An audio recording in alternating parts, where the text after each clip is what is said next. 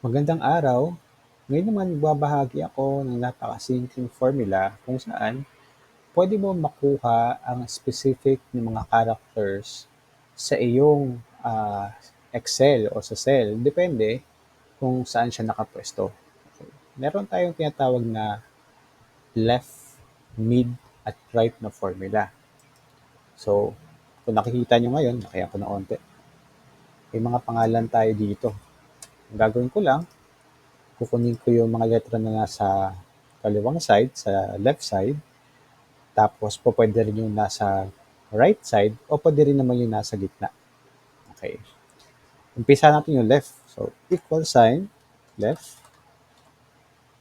Tapos ituturo mo dun sa may mismong cell. Tapos, kung ano yung mga letra, kung ilang letra. So, from the left side, dalawang letra.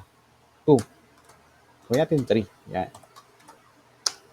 Okay, so nakuha mo Vic, di ba? Pag tinundag ko yan, Ken, ADR. Diba? Yung left. Pag right naman, napakasimple lang. Right, kukunin nyo sa bandang dulo. Kaya mo dito. Tapos kung pang ilang letra dun sa dulo. So, kung tatlo ulit, Tor. Et, and E. Okay. Ngayon naman, paano pag nasa gitna?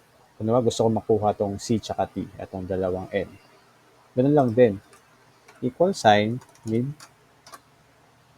tutok mo dun sa mismong cell. Ang pinagkaiba lang nito dun sa left tsaka right, eto, tatanungin ka niya kung saan ka mag-uumpisa magbilang kasi nga, nasa gitna siya. So, eto, gusto ko mag-umpisa sa pangalawang letra. Tapos, ilang letra mula dun sa nag-umpisa. So, gusto ko gawin natin tatlo. Kama, tapos tatlo.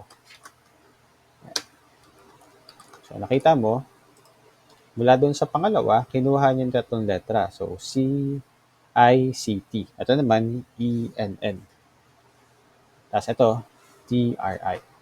Okay, so again, meron tayong left, meron tayong mid,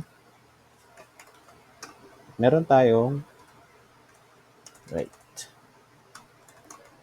Yan. Magiging useful yan kapag gusto nyo makakuha ng specific na character sa inyong cell.